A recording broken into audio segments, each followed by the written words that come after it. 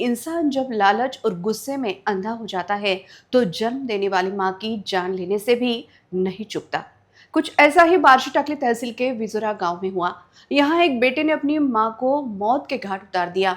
इस घटना से पूरे गांव में एक ही खलबली मच गई है। पुलिस ने 3 घंटे के भीतर ही आरोपी को गिरफ्तार किया। बार्शी टाकली तहसील के विजुरा गांव में आज शनिवार सुबह यह घटना घटी। रंजना पांडे नामक महिला अपने सागर शांताराम पांडे नामक पुत्र के साथ रहती थी। सागर को शराब की लत थी। वह हमेशा अपनी मां को खेती बेचने की मांग करता था, लेकिन उसकी मां हमेशा उसकी मांग का विरोध करती थी।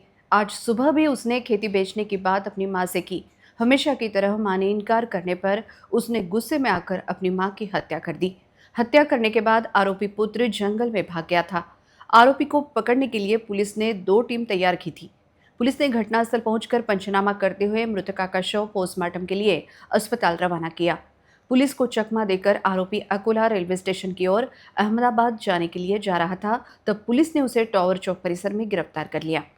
घटना के 3 घंटे के भीतर ही पुलिस ने इस आरोपी को गिरफ्तार कर लिया। आरोपी को आज न्यायालय के समक्ष पेश किया जाएगा, ऐसी जानकारी देते हुए जिला पुलिस अधीक्षक अर्चित चांडक ने स्थानीय अपराध शाखा टीम की प्रशंसा की। इस घटना के कारण पूरे बार्शी टाकली तहसील में एक ही हड़कंप मच गया है। आज सकाळी बार्शी टाकली तालुक्यामध्ये विजुरा गावामध्ये एक घटना अशी घडली होती की एक आईचा खून त्याचेच मुलगाने केला होता. आईचं नाव जे आहे रंजना पांडे आहे आणि ते मुलगाने खून करून ते पळून गेला होता. जवळपासचे जंगल आहे.